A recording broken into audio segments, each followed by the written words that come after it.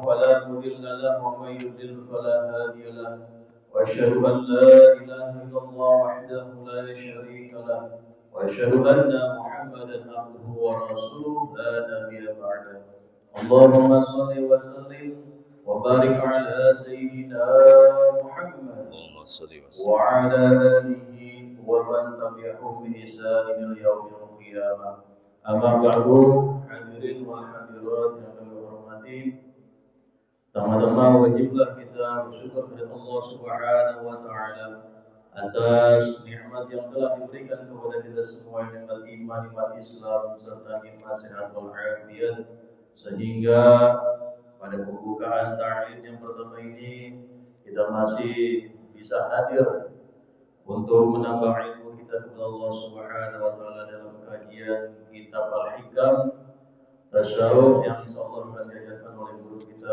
Al-Mukarram Al-Muhtaram Al-Ustaz Kiai Khairul Afandi. Mudah-mudahan amal ibadah kita semua diterima Allah Subhanahu wa taala. Amin ya rabbal alamin. Salawat dan salam selalu tercurah kepada junjungan Nabi Muhammad sallallahu alaihi wasallam beserta keluarga, sahabat dan juga para umatnya yang senantiasa istiqamah menjaga dan akhir zaman. Hadirin, sebelum kita mulai, marilah kita bacakan suratul Fatihah. Mudah-mudahan dengan berkah suratul Fatihah Allah senantiasa memberikan kesehatan kepada kita, memberikan panjang umur kepada kita semua, dan juga memberikan rezeki yang halal barakah untuk ibadah kepada Allah Subhanahu wa taala. Allah zidiyah wa qadil salihah wa ila haratin Nabi Mustafa sallallahu alaihi wasallam. Al-Fatihah. A'udzu billahi minasy syaithanir rajim. Bismillahirrahmanirrahim. Alhamdulillahi rabbil alamin. Ar-Rahmanir Rahim. Maliki yaumiddin. إياك نعبد وإياك نستعين اهدنا الصراط المستقيم صراط الذين أنعمت عليهم غير المغضوب عليهم ولا الضالين آمين ربنا اغفر لنا ولوالدينا آمين.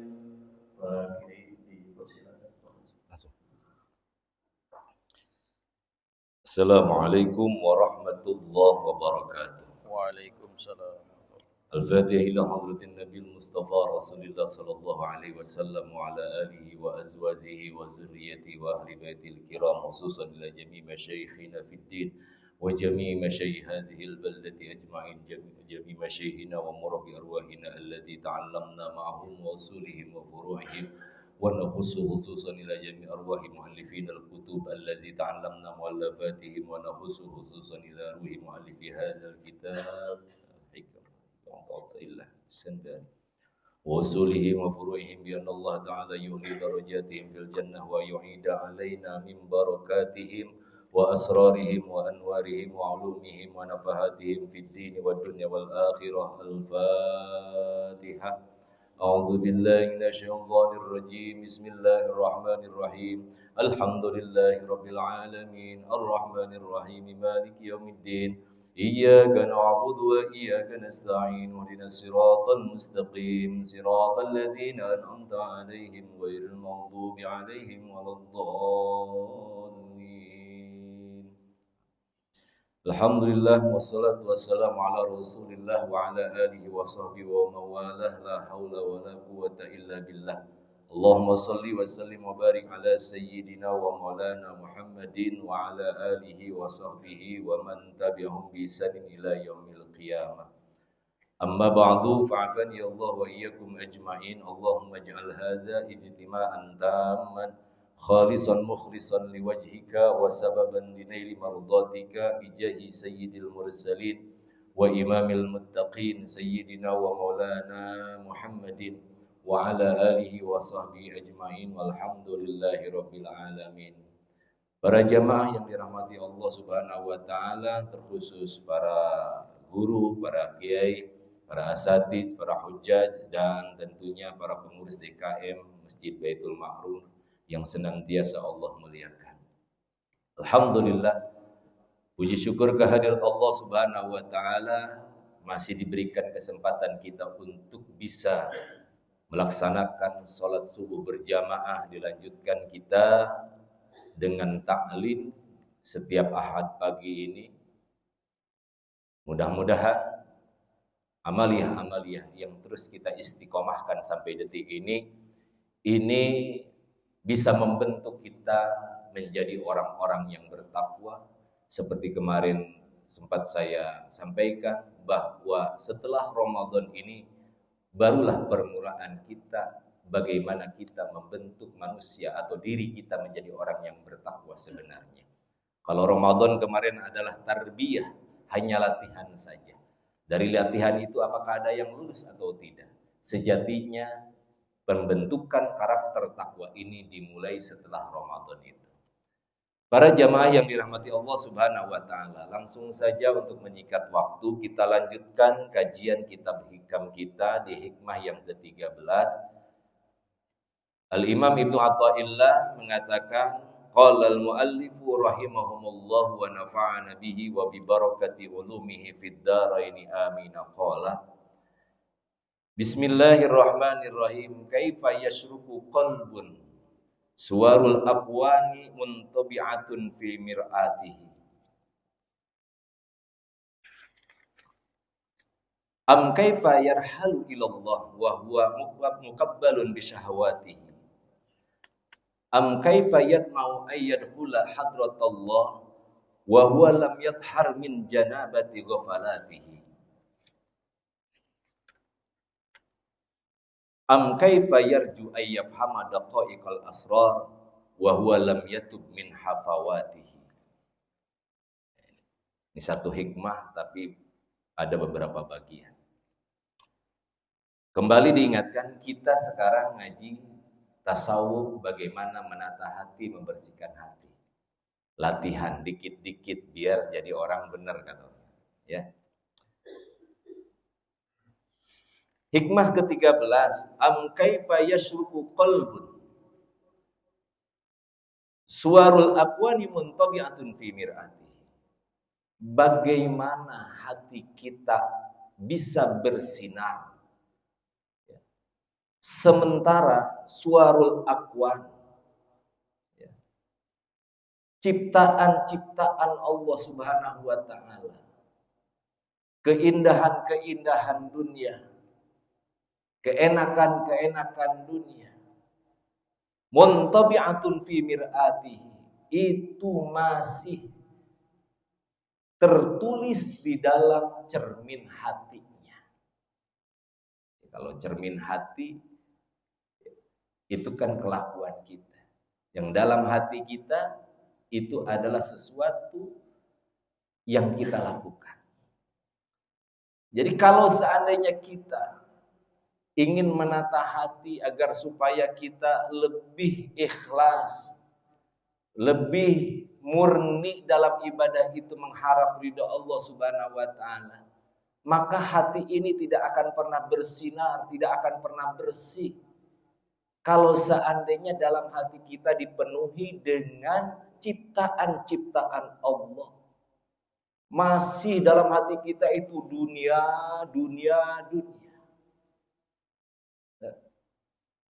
Orang-orang yang sudah bersih hatinya, maka dia akan secukupnya saja untuk urusan dunia.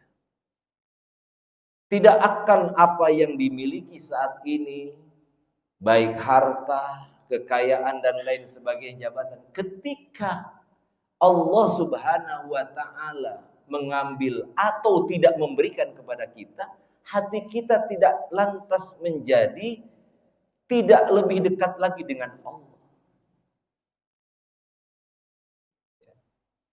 Ya, kalau tasawuf begitu agak daleman ya. Gitu. Tapi harus belajar kita. Biar supaya kita lebih ikhlas lagi menjalani kehidupan di dunia ini. Jangan sampai, mohon maaf, gara-gara mobilnya kegores doang, masya Allah, seminggu nggak berhenti tuh ngamuk-ngamuknya, marah-marahnya. Ya. Gara-gara sekarang kita tersinggung oleh perkataan orang lain, marahnya udah 5 tahun nggak berhenti.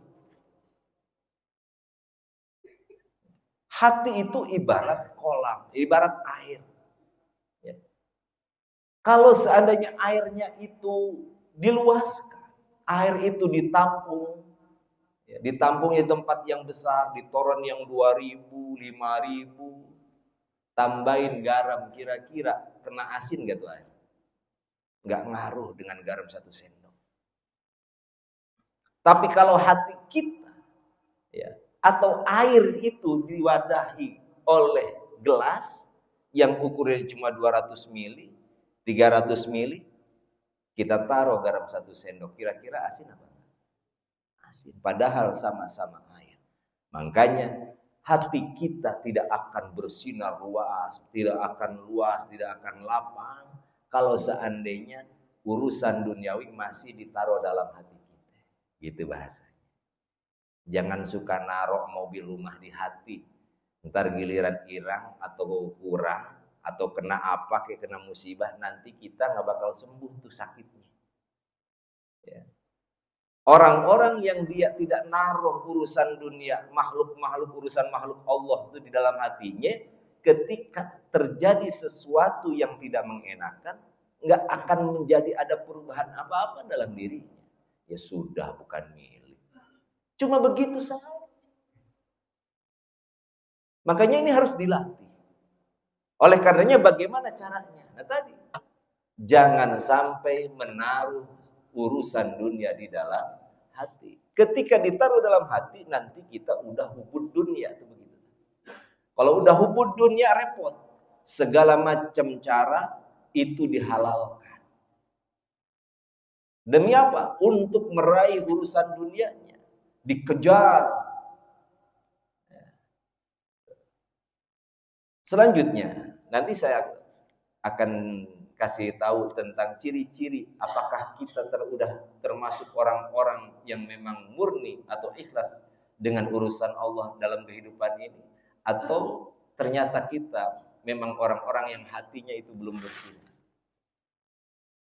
Dilanjutkan oleh musannif Al-Imam Ibnu Athaillah, am kaifa yarhalu ilallah wa huwa mukabbalun bi syahawatihi, atau bagaimana dia itu mau pergi, mau berangkat, mau beranjak, mau naik level, ingin bertemu dengan Allah, ingin ma'rifat kepada Allah, ingin segala sesuatunya itu murni karena Allah, sementara apa? Wa huwa mukabbalun bi syahawatihi, dia itu masih diikat, masih dibelenggu dengan apa? Dengan syahwatnya, dengan keinginan duniawinya.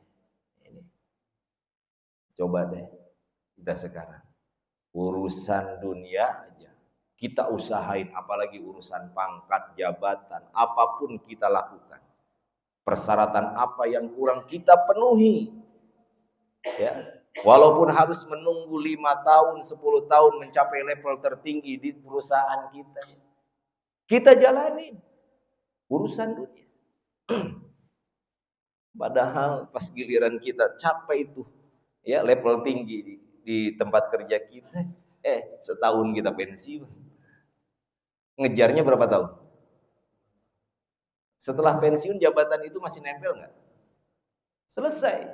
Makanya banyak yang punya jabatan setahun 2 tahun pensiun, wah, di rumahnya udah kayak masih bosnya aja, ya, masih komisaris aja, masih petinggi aja, ya. Padahal udah pensiun, selesai urusan dunia, dikejarnya puluhan tahun, dinikmatinya hanya beberapa tahun saja, selesai, ditinggalkan. Apalagi kalau udah kematian datang, dibawa nggak? Nggak ada. Bahkan jabatan yang sudah dicopot, benda yang dimiliki saat itu aja ada. Oh, kan ada rumah mewah, iya, mobil mewah, semuanya ditinggalin, ditanggalkan. Nggak ada yang dibawa. Ini syahwat kita begitu. Ada orang ngejar-ngejar dunia, ketika hidupnya lupa akhiratnya. Karena itu tadi diikat dengan syahwatnya, dengan keinginannya. Wah, pokoknya gaji saya harus sekian digit, ya. Target saya harus punya rumah begini. Lupa urusan akhirat. Kalau seimbang nggak apa-apa. Kejar dunia boleh, Tapi jangan dibudakin dunia. Nah, yang dibudakin dunia ini, sholat udah dilupain, punya kekayaan udah kita dapat, giliran mau berbagi mah sulit. Buat apa? Ya. Jadi kita diikat dengan apa? Muqabbalun bisyahawatihi, masih diikat dengan keinginannya. Disangkanya tuh allazi jama'a malahu wa'addada yahsabu anna malahu akhlada kalla la yumbazanna fil hutamah. Kumpulin, hitung sekian, disangkanya yahsabu anna malahu akhlada, kirain mau ngelanggengin hidupnya. Kagak, kalah. Tuh ntar la yumbazanna fil hutamah, yang ada ntar tuh neraka hutamah udah siap tuh nampung kamu. Begitu. Kita lupa itu tuh, ya. Jadi kalau seandainya kita ingin benar-benar segala sesuatunya kita lakukan dengan ikhlas, ingin meraih ridho Allah, lepaskan ikatan belenggu syahwat kita. Jangan suka kita mengikuti hawa nafsu kita, lantas nanti kita akhirnya menghalalkan segala cara. Dipilih. Boleh cari harta, tapi dipilih-pilih caranya. Halal apa haram. Kan gitu. Nanti Allah kan di akhirat begitu nanya kita, ya. Nanya tentang harta kita. An malihi min aina iktasabahu wa fima anfaqahu. Dari mana kamu cari? Setelah kamu cari, kamu nafkahkan, kamu infakkan untuk apa? Untuk anak keluarga? Udah. Selebihnya untuk membantu orang yang butuh? Sudah juga. Ya alhamdulillah. Kalau seandainya anak istri aja kurang, nggak dikasih, malah kita pakai hura-hura, seneng-seneng di luar. Anak istri akhirnya serba kekurangan. Anak istri, sudah. Tapi ketika ada yang membutuhkan, malah kita senengan nyimpen. Padahal yang kita simpen saat ini tidak akan kita temukan nanti di akhirat. Justru menjadi beban. Hakikat sejatinya yang kita lihat sekarang, ya, memang secara kasat mata ketika kita invest, ketika kita kumpulkan, harta kita akan bertambah. Secara matematik duniawi kita nambah gede.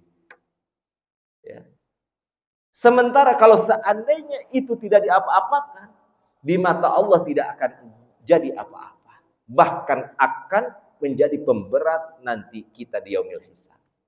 Sementara yang di kasat mata sekarang kita, kalau seandainya kita beri kepada orang lain, udah 10 juta, saya kasihnya 1 juta, 2 juta, kurang. Itu hitungan matematik manusia. Ya. Tapi sejatinya, hakikatnya, yang kita anggap hilang saat ini, kita akan temukan nanti setelah kematian. Makanya kan sering saya bilang tuh, dalam Al-Quran, orang udah mati, pasti ngadu sama Allah. Qala rabbi laula akhartani ila ajalin qarib fa asaddaqu wa aqum minas salihin. Sekarang mah masih ogah nih, kita berbagi apa segala macam. Tapi giliran ntar udah mati, kita punya banda yang kita kumpulin kemarin waktu hidup, kita ngomong sama Allah. Qala rabbi laula akhartani ila ajalin qarib. Ya Allah, kalau seandainya engkau tunda bentaran aja, atau hidupin lagi saya sebentar, ya. Ila ajalin qarib fa saddaqu wa kum minas salihin. Tuh, yang saya kumpulin kemarin di dunia saya mau sedekahin aja semuanya. Tahu begini masih sedekahin dah, begitu. Tapi karena kita diikat dengan syahwat kita selama di dunia, akhirnya itu tertutup tuh. Kita tertutup untuk urusan akhirat. Lanjut. Am kaifa yatma'u ayyadkhula hadratallah wa huwa lam yathar min janabati ghafalati.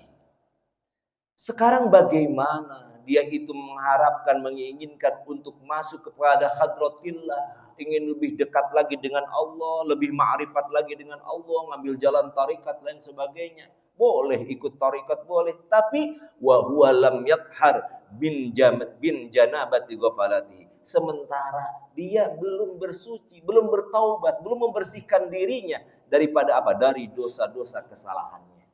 Masih seneng maksiat. Ya. Oh, pakaiannya gagah, torikoh ini. Tapi maksiat masih jalan. Ya. Salatnya jalan, tapi maksiat ya jalan. STMJ apa? Salat terus, maksiat jalan. Nah ini bagaimana kita mau dekat dengan Allah? Kalau masih begitu, diri kita itu masih belum disucikan, belum dibersihkan oleh kita sendiri. Min janabati ghafalatihi. Ya, kesalahan-kesalahan yang kita lakukan, dosa-dosa yang pernah kita lakukan tidak pernah jadikan pelajaran buat kita untuk kita menjadi lebih baik lagi ke depan. Ini enggak. Oh, ini kan udah kebiasaan saya, hobi saya masih begini-begini, masih begitu-begitu. Ada yang begitu tuh. Ya. Jadi ya kan emang dunianya begini, kalau dunia ini mah. Jadi kita mau nggak mau kudu ngikutin. Jangan begitu. Ada cara untuk kita bisa terhindar dari itu kok. Jangan dijadikan alasan dunia, memang dunianya begini, bilang aja doyan gitu ya. Jadi selalu ada cara. Gitu. Jangan sampai kita pengen dekat dengan Allah tapi kita terus masih ya. Perbuatan dosa nggak pernah kita hentikan. Apalagi sholat atau kewajiban-kewajiban banyak ditinggalin, repot. Sama aja pengen masuk surga, tapi nggak pernah mau ibadah. Pengen masuk surga, tapi maksiat terus. Nggak mau masuk neraka, nggak pernah ibadah. Ya, nggak mau masuk neraka, tapi terus maksiat.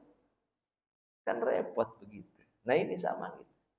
Kita pengen dekat dengan Allah, pengen katanya doanya diijabah, ya. Pantas aja ijabah doanya kita terpending. Ya mungkin ini diantaranya karena kita masih belum mensucikan diri kita dari segala bentuk kesalahan, bentuk dosa, maksiat kita selama ini. Dikit-dikit, yuk kita tinggalin tuh yang begitu-begitu, yang nggak bagus. Ya kita juga udah tahu, hidayahnya udah dapat semuanya. Ini nggak boleh, itu nggak boleh, yakin karena ahli majlis semuanya.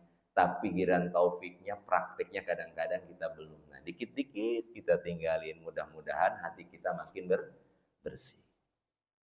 Yang terakhir, kata Imam Ibnu Athaillah,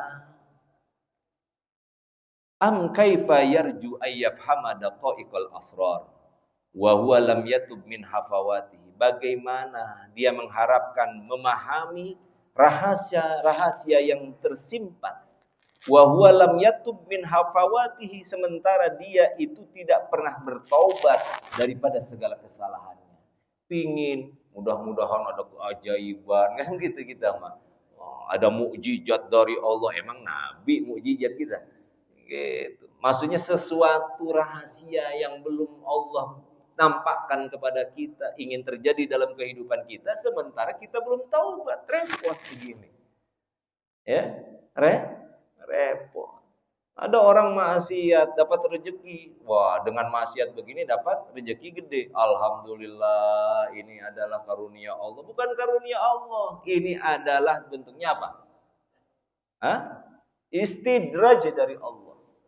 Orang sibuk dalam kemaksiatan, Allah kasih tuh kebaikan. Ini namanya istidraj. Suatu saat nanti Allah balikan. Itu.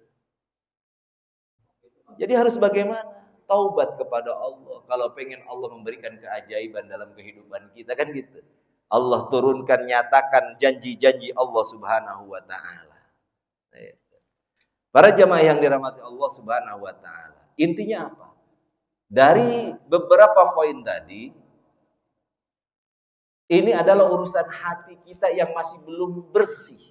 Hati kita yang masih belum terlepas dari urusan dunia, yang masih dibudakkan oleh syahwat-syahwat kita.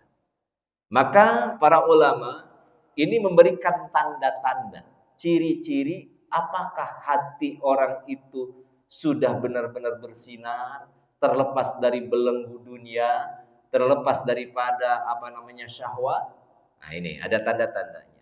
Di antaranya yang pertama tandanya bahwasanya ayya'taqida anna al-asbab yu'assir.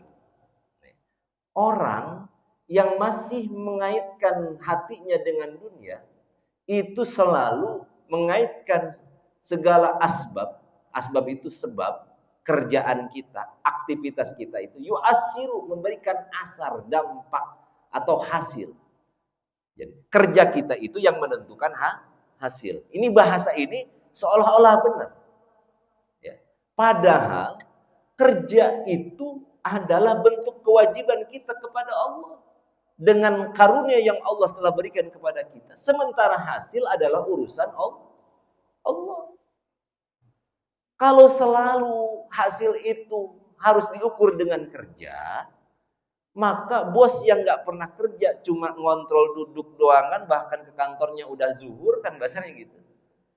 Ini duitnya lebih kecil dari karyawan yang datangnya dari jam 7. Betul? Banyakan siapa kerjanya? Banyakan karyawan. Mandor, ya, sama pekerjanya. Banyakan mana duitnya? Mandor. Mandornya kerja nggak? Enggak. Ngerokok, ngopi, lihat-lihat dong. Yang kerjanya anak buahnya. Harusnya anak buahnya yang banyakkan duitnya. Itu logikanya aja. Jadi ikhtiar kita, kerjaan kita, kasab kita ini tidak punya asar, tidak akan memberikan hasil. Yang memberikan hasil adalah Allah dalam hakikatnya. Ini harus ditanamkan. Tapi kita selaku apa? Orang yang berakal. Nah, dititipi akal oleh Allah Subhanahu wa taala, Allah pun memerintahkan untuk apa? Agar supaya Allah itu nanti menentukan hasil, maka kita diwajibkan ikhtiar. Idza qudiyatis shalah fantasiru fil ard wabtaghu min fadlillah. Jadi karunia Allah, ya, keutamaan yang ada dalam kehidupan kita itu udah disiapin sama Allah suruh dijemput. Berarti bukan ikhtiar dulu, tetapi hasilnya dulu sudah Allah siapkan buat orang-orang yang mau ikhtiar. Makanya qada Allah itu ada yang mu'allaq, ada yang mubrom. Dalam kajian tauhid kan begitu, ya. Ketentuan Allah itu ada yang mu'allaqun, yang dikaitkan, yang digantungkan. Ya kayak tadi, kita bakal dapat duit kata Allah itu dalam catatan kodonya di Lauhil Mahfuz kalau kerja. Gitu. Ada yang dapat duit kalau diem di rumah karena nanti ada tamu nganterin duit, begitu catatannya. Ya, kalau dia nggak ada di rumah nggak jadi dapatnya. Ya mu'allaq namanya. Ada yang udah mubrom atau mubarrah. Ketentuan Allah yang udah mutlak nggak bisa diganggu gugat. Ya. Bulan bin bulan itu lahirnya ntar laki-laki, udah laki-laki yang bisa ditawar lagi. Ya, walaupun emak bapaknya pengen perempuan, ya, maka nggak bakal bisa merubah ketentuan Allah. Kita lihat teori, kalau mau bikin anak perempuan tuh harus begini, begitu, ya katanya gitu. Karena anak kita udah 3 laki, pengennya perempuan, akhirnya dengan cara begini, begitu. Ya, nanti lakinya harus banyak konsumsi ini. Perempuannya kudu begini, begitu. Pas hamil di USG, ya batangan lagi baik, kan gitu. Berarti di situ padahal ikhtiar kita. Nah ini ikhtiar kita itu la yu'assiru. Ternyata nggak bisa tuh merubah ketentuan Allah, nggak ada asar. Sama dengan api. Api itu tidak memberikan panas kalau Allah tidak membuat api itu menjadi panas. Paham gak nih? Kebiasaannya api itu membakar, mengandung panas. Nah, panas yang keluar dari api itu bukan berarti apinya yang memberikan panas. Karena panas itu nggak harus bersumber dari api. Jadi apa? Allah yang mengeluarkan panas, yang membuat panas di dalam api itu. Ketika Allah tidak membuat panas dalam api itu, maka api pun tidak akan panas. Mana tuh tukang debus? Sekarang kita, kalau Nabi Ibrahim kejauhan dah ya, kita kagak nyasih tukang debus tuh api dimakan, kagak panas begini-begini. Kehendak Allahnya begitu. Nabi Ibrahim dibakar. Ya, qul ya narukuni bardaw wa salaman ala Ibrahim. Ibrahim gak kebakar walaupun apinya begitu menggelora, begitu besarnya. Gitu. Itu karena gak ada izin Allah Subhanahu wa ta'ala. Ada orang celakaan, wah mobilnya ringsek segala macam. Orang tuanya mati, bayinya yang ya Allah ngomong juga belum. Menurut logika itu kepental kemana-mana, orang tuanya pakai sabuk pengangan, meninggal. Anaknya nggak meninggal. Kenapa? Karena kecelakaan itu tidak menjadikan apa? Asbab kematian. Ya, tidak memberikan asar ya, dalam kematian. Yang mematikan tetap Allah. Itu mah hanya asbab. Jadi asbab itu bukan memberikan asar. Tetap yang memberikan asar adalah Allah Subhanahu wa ta'ala. Asbab ini hanya apa? Memang Allah sudah skenario begitu. Wa ja'alna likulli syai'in sababa. Dan aku telah menjadikan kepada sesuatu sebab. Tapi hakikatnya sesuatu itu karena izin Allah. Sebab itu hanya lantaran kita makhluk untuk ikhtiar. Jadi nggak nyalahin Allah mulu. Apa-apa Allah. Kalau nyalahin Allah tuh jelek banget. Gitu. Dan yang jelek-jelek pasti mati. Oh Allah tuh. Ya memang Allah. Tapi yang disalahin kan sebabnya. Tuh gara-gara gitu tuh orang nggak hati-hati. Akhirnya terpleset jatuh tuh. Jadi lupa. Jadi kecelakaan. Jadi yang ininya asbab. Tapi buat orang-orang tasawuf, ya, jangan sampai kita menyalahkan sebab, bukan menyalahkan, menjadikan sebab itu yang mempunyai asar. Tetap yang berkehendak, yang punya asar adalah Allah Subhanahu wa ta'ala. Ciri yang kedua, hati kita itu ya masih terhalang, belum bercahaya. La yakhafu fima au'adallahu minal azabi wan nar. Orang yang hatinya masih tertutup, itu dia nggak ngerasa takut dengan apa-apa yang telah Allah janjikan daripada siksa dan api neraka. Cuek aja. Kita lagi dengerin ceramah malah hahaha hehe, ya nggak? Itu ngaji mah ngaji, tapi ketika diberikan nazir, peringatan, ada neraka, ada azab, jadi hatinya tuh nggak ngerasa ya Allah takut banget, takut begini. Ya. Jadi diajak ke tempat maksiat atau bermaksiat, nggak ada perasaan takut kepada Allah. Jadi cuek aja. Padahal kita tahu, kita sering dengar bahwasanya nanti di akhirat ada siksa Allah, ada neraka. Tapi kita cuek. Nah ini, cueknya kita tidak pernah merasa takutnya dengan ancaman dari Allah Subhanahu wa ta'ala. Ini di antara tanda hati kita ini ternyata masih terhalang dengan urusan duniawi. Tinggal introspeksi diri sendiri masing-masing. Yang ketiga, la yarju fi ma wa'adallahu minal jannah war ridwan. Jadi dia itu tidak berusaha untuk meraih apa yang telah Allah janjikan dari surga dan neraka. Ngaji mah ngaji, dengar mah dengar, kalau pengen surga, pengen neraka, pengen nikmat surga, pengen nikmat kubur dan lain sebagainya. Tuh begini-begini, anggar aja, sholatnya masih belang. Kan gitu. Yang ngaji masih malas. Ya gimana? Oh berarti ini tanda. Kalau kita masih begitu, buru-buru dah kita hati kita bersihin. Jangan sampai terhalang terus. Gitu. Ini kan gunanya ngaji kita tuh terus memperbaiki diri kita. Jadi biar hati kita lebih baik lagi, lebih bersih lagi. Kalau masih begitu tuh, jadi apa ya? Yang kita pikirin tuh dunia mulu. Urusan surga neraka belakangan. Udah kalau udah tua, kalau nyampe tua. Kalau kagak, repot.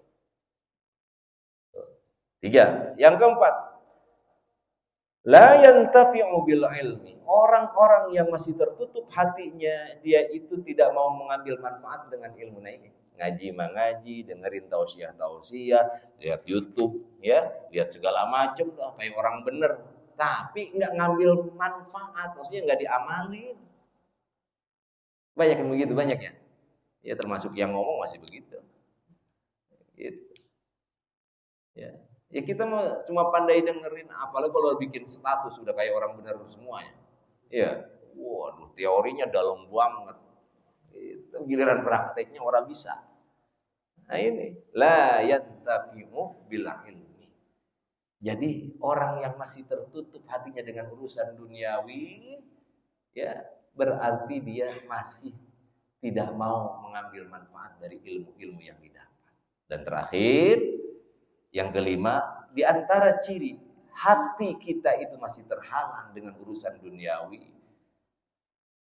Apala yantafi'u bi mukhalatati shalihin. Tidak ngambil manfaat, tidak ngambil kebaikan dengan berkumpul dengan orang-orang soleh. Kita sering kumpul dengan guru-guru kita, dengan para kiai, dengan orang-orang soleh. Ambil ibrohlah bagaimana tuh guru-guru kita, ya orang tua kita yang soleh-soleh itu dalam kehidupannya seperti apa, dengan kesederhanaan dan lain sebagainya, nggak terlalu ngejar-ngejar dunia. Bukan berarti kita kudu seperti dia, jauh, kudu bisa ngaji dulu ntar. Kalau guru-guru mondoknya 20 tahun, repot, udah punya cucu mau mondok kan. Paling tidak dengan apa? Dengan akhlak kepribadian, pola hidupnya aja. Ya, bukan dengan ilmunya, tapi dengan apa yang diajarkan oleh guru-guru kita, ambil manfaatnya. Jangan cuma ngambil fotonya doang. Kan kita begitu bangga, selfie dulu. Pak Ngaji with siapa? With Kiai, with Buya, with Habib. Ya. Cuma buat pang-pang doang, tapi kelakuannya nggak mau dirubah. Nah, ambil manfaatnya, bukan cuma ambil foto. Kita manfaatin fotonya. Sama kayak orang-orang sekarang umroh, haji, tren, hanya buat ngambil foto doang. Ya, di Jabal Rahmah, di depan Ka'bah, Masjid Nabawi, buat bikin fiti-fiti doang, buat konten-konten doang, nilai ibadahnya tidak ada. Nah ini percuma begitu, berarti hati kita masih tertutup dengan urusan dunia. Tuh diantaranya paling tidak ada 5 ciri hati kita masih tertutup oleh urusan dunia. Oleh karenanya ini kalimat kaifa, bentuknya pertanyaan, ya, istifhamiyah, tapi bimakna nafi. Kaifa yashruku qalbun suarul aqwa muntabi'atun fi mir'ati. Ya. Jadi bagaimana atau tidak akan pernah hati itu bersinar kalau urusan dunia masih tercermin dalam hati kita. Begitu maknanya. Jadi al-istifham bimakna nafi. Itu pertanyaan bentuk kalimatnya, tapi ini adalah maknanya peniadaan. Maksudnya nggak bakalan hati bersinar kalau urusan dunia masih nempel dalam hati kita. Yang kedua, begitu juga. Ya. Am kaifa yarhalu ilallah wa huwa mukabbalun bisyahwati. Nggak bakalan ente naik level lebih dekat dengan Allah, biar segala kebutuhannya dicukupi sama Allah, kalau ente sendiri hatinya masih dibelenggu dengan syahwat-syahwat, dengan keinginan duniawinya. Nggak bakalan. Am kaifa yatmau ayyadkhula hadratallah wa huwa lam yadhhur min jamanabati. Ya. Bagaimana dia mau masuk ke hadratillah, ma'rifat kepada Allah, sementara dirinya belum dibersihkan daripada dosa-dosa kesalahan, masih terus maksiat, ya nggak bakalan kalau maksiat terus kita pengen lebih dekat lagi dengan Allah, nggak bisa, hati kita akan kotor terus. Dan terakhir, am kaifa yarju ayyaf hamadaqaikal asrar wa huwa lam yatub min hafawati. Bagaimana dia itu mengharapkan memahami daripada rahasia-rahasia Allah yang tersimpan, wa huwa lam yatub min hafawati, sementara dia tidak pernah taubat daripada segala kesalahannya. Pengen dapat mukjizat, pengen sesuatu yang min haitsu la yahtasib dari Allah, sesuatu yang masih tersimpan rahasia Allah pengen datang dalam kehidupan kita, sementara kita nggak mau taubat. Nggak bakalan kalau masih banyak maksiat. Itu aja yang dapat saya sampaikan, ya. Mudah-mudahan ada manfaatnya. Segala kebenaran hakikat dari Allah, segala kesalahan itu datangannya dari kebodohan saya pribadi. Wallahu a'lam bishawab. Alhamdulillah, kita sama-sama mendengarkan kajian tasawuf yang disampaikan oleh guru kita. Masih ada waktu sekitar 5 menit sebelum waktu syuruk. Mungkin jemaah yang mau bertanya dipersilakan. Ya, dipanggil. Waalaikumsalam. Pakai ini.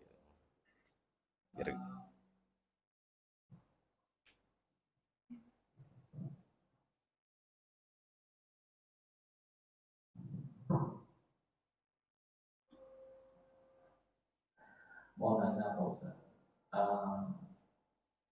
kalau kita sholat itu karena di awal atau di tengah-tengah atau di akhir itu kadang nggak konsen atau ingat dunia. Meskipun kita udah berusaha itu konsentrasi dan khusyuk dalam beribadah. Nah, pertanyaannya bagaimana caranya atau apakah ada amalan khusus yang kita tahu khusus dalam sholat. Kemudian yang kedua, bagaimana menyelaraskan antara ibadah dan pekerjaan. Karena terkadang ketika kita di dalam pekerjaan itu kadang perlu ada ingat pada Allah. Bagaimana cara menyelesaikannya. Kemudian yang ketiga, dalam ilmu tasawuf itu kita mengenal adanya tarekat itu mengenal Allah itu tidak pakai itu hukumnya wajib bagi kita untuk belajar tarekat. Ada yang namanya yang saya tahu ada tarekat yang saya bagi atau saya juga atau terima kasih. Baik, saya jawab satu-satu. Lagi sholat di awal udah mulai khusyuk. Tengah-tengah ingat dah urusan dunia lagi. Gimana kiat? Jadi gini. Dalam tingkatan level ibadah, ya manusia tuh masih terbagi-bagi dalam level-levelnya. Buat kita mungkin, ya boleh jadi kita masih level yang bawah. Buat khusyuk itu susah. Perlu perjuangan yang luar biasa. Udah berjuang juga ternyata di tengah-tengah ya tadi modelnya begitu. Jadi gimana caranya? Ada kiat-kiat yang diberikan oleh guru-guru saya, di antaranya ketika kita sholat, cobalah pahami makna atau arti dari bacaan yang kita baca dalam sholat. Itu akan, ini hanya kiat aja ya, bukan keharusan, kiat. Bisa dicoba. Ketika kita Allah, ini kan niat, udah mantap kan niat kan? Allahu Akbar. Nah, ketika baca doa iftitah, Allahu Akbar kabiro. Paling tidak ingatan kita sama hati kita itu berusaha untuk memahami Allahu Akbar kabiro. Allah Maha Zat yang Maha Besar dengan sebesar-besarnya, gitu kan? Walhamdulillahi katsira. Terus itu kita husukan untuk memahami apa yang kita baca. Kayak Bismillahirrahmanirrahim. Hati kita tuh mantepin dengan menyebut nama Allah yang Maha Pengasih lagi Maha. Hati kita ngomong. Tapi mulut terus dibaca. Jangan hati doang mantep, mulutnya diam. Nanti baca Fatihahnya nggak sah. Ya kan? Kalau Fatihah kan harus dilafalkan. Makanya baca Fatihah itu harus keluar suara dan hurufnya. Nggak harus keras-keras. Bukan diem. Ya, kalau begini bukan baca namanya. Merenung namanya. Merenung ya. Kalau baca itu ada lafaz, ada suara. Bismillahirrahmanirrahim. Alhamdulillahirabbil alamin. Minimal kedengaran sama kuping kita sendiri. Jadi kalau sholat nggak baca Fatihah begitu nggak sah tuh sholatnya. Karena Fatihah termasuk rukun dalam sholat. Nah, ya. Jadi besok kalau masih Fatihahnya ternyata kita masih diem, ya diem bacanya di hati itu bukan baca namanya merenung. Gitu, ya. Jadi tadi diantaranya kiat itu. Jadi ya wajar kita masih level mungkin di bawah. Dan dalam pandangan fikih, ya, bagaimana sholat yang begitu? Pandangan fikih, tidak ada syarat atau rukun dalam sholat itu harus khusyuk. Gitu. Yang mewajibkan atau menjadikan syarat sahnya sholat khusyuk itu para ulama mutasawwifin, ulama-ulama ahli tasawuf yang mereka levelnya sudah main tinggi. Ketika sholat itu dia udah khusyuk. Nah, makanya ketika terlintas urusan dunia, dia anggap itu membatalkan saya, komunikasi saya dengan Allah Subhanahu wa taala. Pernah saya cerita juga kan, saya punya guru, memang beliau minal mutasawwifin, puasanya udah tiap hari, anaknya aja 11 hafiz Quran semuanya, segala macam. Nah, itu sholatnya begitu. Kalau dulu waktu mondok saya itu setiap malam Kamis beliau datang ke pondok mau ngajar, sebelum ngajar pengen sholat isya, dan itu saya yang diminta untuk ngimamin. Gitu, Afandi yang ngimamin. Setiap kali begitu. Dan di beliau itu mau takbirnya aja luar biasa menghusyukkan salat. Kita udah takbir, saya suruh imam biasanya. Allahu Akbar. Itu saya belum kedengaran takbirnya, dia dalam rangka menghusyukkan. Nanti kedengaran Allahu Akbar. Mungkin udah dapat tuh, dunia udah hilang, yang ada dia sudah menghadirkan dirinya untuk Allah. Ketika udah 2 rakaat, ya, atau 3 rakaat atau 1 rakaat, terlintas urusan dunia dalam diri beliau membatalkan. Terus saya bagaimana? Diantepin, saya sholat sampai selesai. Nanti udah saya selesai, dicolek lagi. Sholat iadah lagi. Iadah lagi. Ulang lagi sholatnya. Saya belum dapat. Begitu. Itu orang tasawuf. Karena kenapa? Menjadikan khusyuk itu menjadi rukun sholat. Nah, kita masih fikih pakainya. Jadi ya udah, kalau yang penting ketika takbiratul ihram, Allah husukan sholat, hadirkan sholat, saya niat sholat fardu maghrib berjamaah atau jadi makmum atau jadi imam lillahi ta'ala, beres, ingat segala macam kerjaan, itu menurut pandangan ulama fikih yang nggak apa-apa. Satu. Yang kedua, lupa lagi tadi ya, yang kedua apa singkatnya? Menyeraskan kerjaan dengan ibadah. Gini, kedudukan orang pernah kita bahas dalam kitab tasawuf ini juga. Ada makomnya, makom tajarrud, ada makom asbab. Maksudnya apa? Orang yang dia nggak punya kerjaan sudah pegang tasbih aja, zikir aja sama Allah. Ada yang begitu ya? Ada yang makomnya makom asbab, masih bisnis, masih ini, masih kerja, segala macam. Semuanya sama di mata Allah Subhanahu wa taala. Ya, semuanya sama. Terus bagaimana caranya untuk yang kerja begini? Kadang-kadang kerjaan ini mengganggu urusan ibadah kita kan gitu. Kita punya aturan, ada ilmu fikih mengatur. Di awal tentang waktu sholat aja diajarin. Sholat itu wujuban muwassa'an. Gini.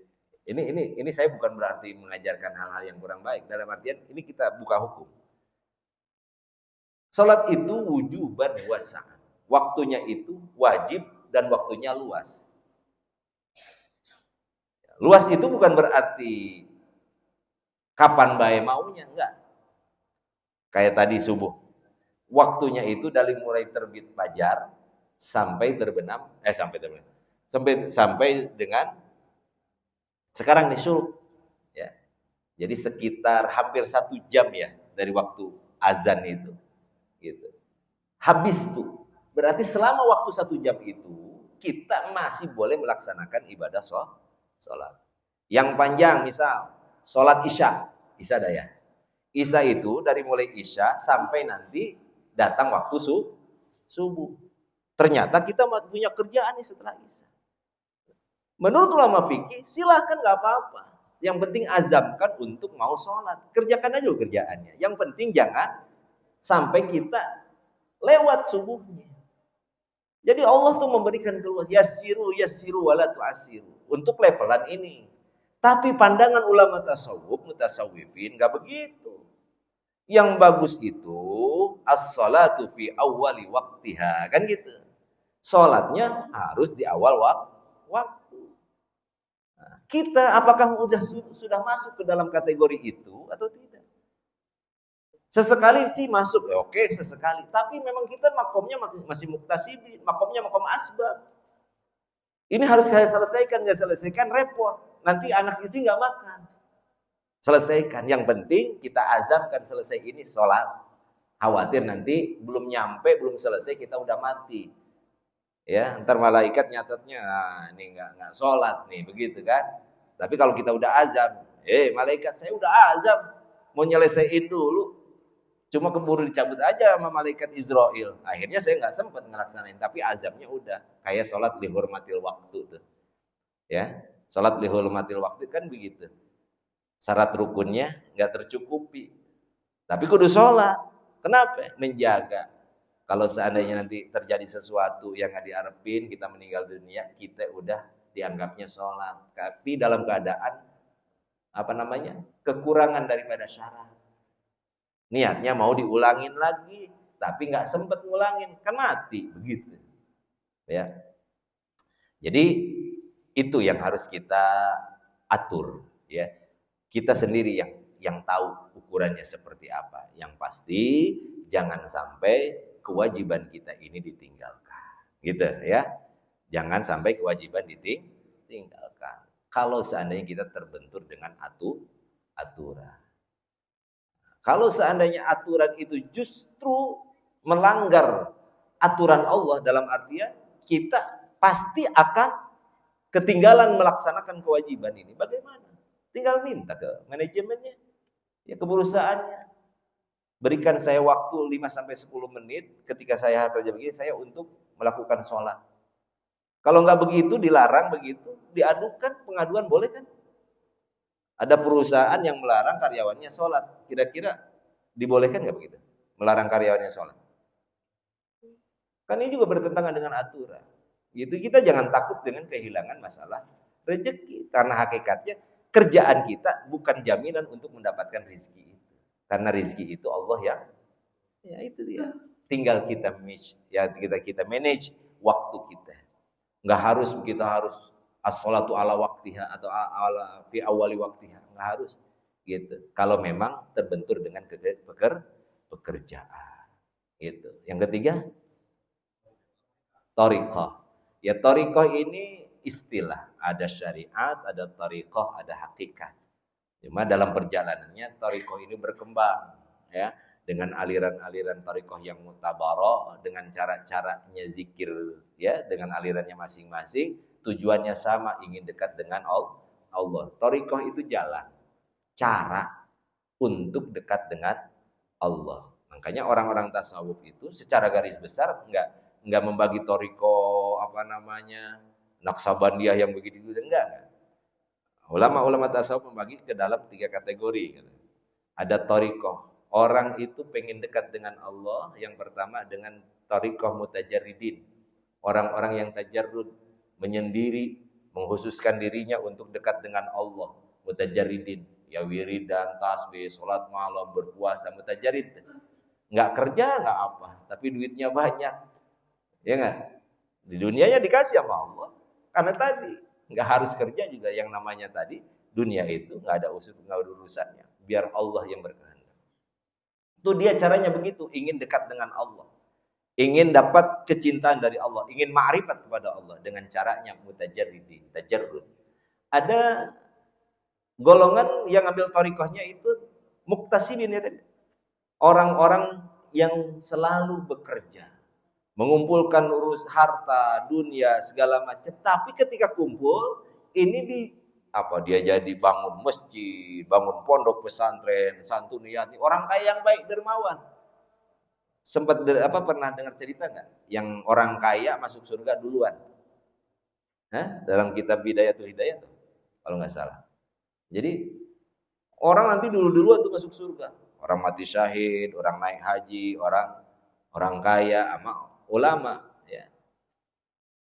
Pertama orang naik haji.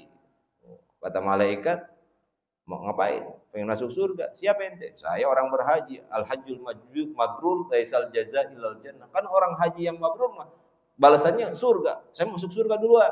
Gitu. Tar dulu, ente tahu Pahala begitu dari siapa? Dari guru. Guru ente dulu dong. Sono minggir-minggir itu kata malaikat begitu. Akhirnya datang orang mati syahid begitu. Orang mati syahid. Siapa? Saya syahid. Mau kemana? Masuk surga. Terus, ya kan orang mati syahid jaminannya surga. Tahu dari siapa? Guru. Ya, guru ente dulu, jangan dulu ente tahu. Kalau nggak tahu kan nggak bakal syahid ente. Begitu. Orang kaya datang. Gitu, ya. Orang kaya datang. Siapa? Nah, saya orang kaya. Terus, ya orang kaya dermawan tuh bangun masjid mana-mana aja jaminannya surga. Kata siapa? Kata guru aneh. Ya guru ente dulu panggil. Terus dipanggil gurunya. Siapa? Nah, saya guru mereka semuanya. Gitu. Terus kata guru, ya udah masuk duluan. Enggak, saya nggak bisa masuk duluan. Kenapa? Saya nggak bakal istiqomah jadi guru begini ngajar kalau nggak ada orang kaya begini. Ya gimana? Saya mau ngajar kalau di pikiran saya dapur kagak ngebul. Ya kan? Anak saya begini-begini. Ini ada orang kaya, akhirnya saya disuplai tiap bulan sama dia. Dia duluan aja. Nah, orang kaya masuk surga duluan. Emang benar ceritanya tuh di kitab Bidayah Jaya. Jadi orang kaya, muktasibin bisa masuk surga duluan dengan hartanya. Makanya nggak apa-apa jadi pengusaha, jadi orang kaya, tapi orang kaya ya, dengan torikohnya itu kekayaan. Makanya Sayyidina Utsman bin Affan ya pasrahkan kekayaannya Siti Khadijah. Akhirnya jadi mubasysyirin bil jannah. Orang-orang yang disiapkan, diberikan kabar gembira dengan surga, masuk surganya tanpa hisab. Gitu. Makanya jangan sungkan untuk kita membantu orang-orang yang berjuang di jalan Allah Subhanahu wa taala. Itu pahalanya begitu. Biarin saya yang nyari duitnya dan apa-apa. Saya mau kagak bisa ngaji, ntar saya bantu tuh. Begitu. Di akhirat begitu. Orang kaya masuk surga duluan. Karena surga itu bukan hanya untuk ulama, untuk kiai, bukan. Buat semua umat Islam yang beriman, begitu. Gitu. Jadi thariqah ini, ya tadi yang kedua. Ada yang ketiga, thariqah pandangan ilmu tasawuf itu apa? Thariqahnya muta'allimin. Muta'allimin ya bergelut di dalam bidang belajar, mengajar, ngaji, gitu aja dah. Banyak kiai begitu ya, ngaji, majlis taklim, ngurusin santri begitu. Tapi kehidupannya Allah cukup, thariqah. Dia melakukan begitu buat apa? Pengen deket juga dengan Allah, harapan saya. Saya mungkin di makom muta'alimin walaupun nggak punya ilmu, tapi saya berusaha untuk istiqomah ngajarin santri, ngurusin santri segala macam. Harapan saya apa satu huruf yang saya berikan itu ini bisa menjadi tiket saya dekat dengan Allah Subhanahu wa taala karena saya nggak punya harta. Begitu. Nah, sekarang kita berada di mana makomnya? Nah, makomnya di mana? Oh, saya masih kerja Ustaz, masih begini-begini. Kalau kerja begitu, nanti kalau ikut-ikutan dengan thariqah-thariqah yang harus kita zikir malam, padahal zikirnya banyak, 10.000, ya kan? Puluhan ribu. Besok kita kerja lagi, akhirnya nanti besok rumah tangga berantakan karena harusnya kerja nggak masuk kerja. Kalau tiap hari begitu kan apa bos dipecat. Nah, jadi gimana? Imbangin aja. Gimana caranya thariqah?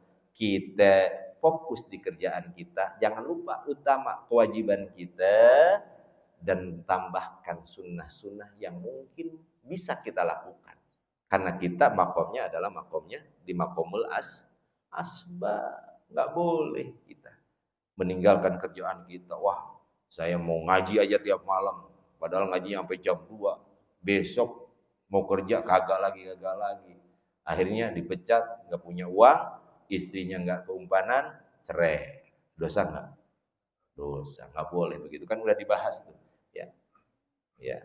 Orang yang sudah punya makom di makom asbab pengen menjadi makom mutajarrid, nggak boleh, itu himmah yang jelek. Jadi keinginan yang jelek boleh jadi min syahwati, dari syahwat-syahwat yang jelek. Sementara orang yang sudah berada di makom mutajarrid, ya udah nggak kerja, jangan pengen-pengen di makom asbab, pengen kerja digaji segala macam. Namanya kita merendahkan diri, udah enak, Allah udah cukup kok pengen yang begitu, gitu.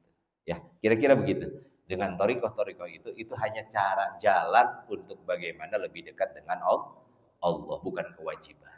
Ya, bukan kewajiban dengan thariqah yang ada, tapi jalan itu harus dijalani. Ya. Kalau thariqah yang 3 itu adalah kewajiban. Tapi thariqah yang sekarang menyebar, yang mu'tabar itu Bukan kewajiban yang harus kita ikuti, ya. Sekedar anjuran, boleh kita berthariqah mengikuti aliran-aliran thariqah yang ada, ya. Gitu. Terima kasih. Cukup ya? Cukup. Baik. Allahumma shalli wa sallim wa barik ala sayyidina maulana Muhammadin fil awwalin wal akhirin wa sallim radhiyallahu tabaraka wa ta'ala an sadatina ashabi rasulillahi ajma'in.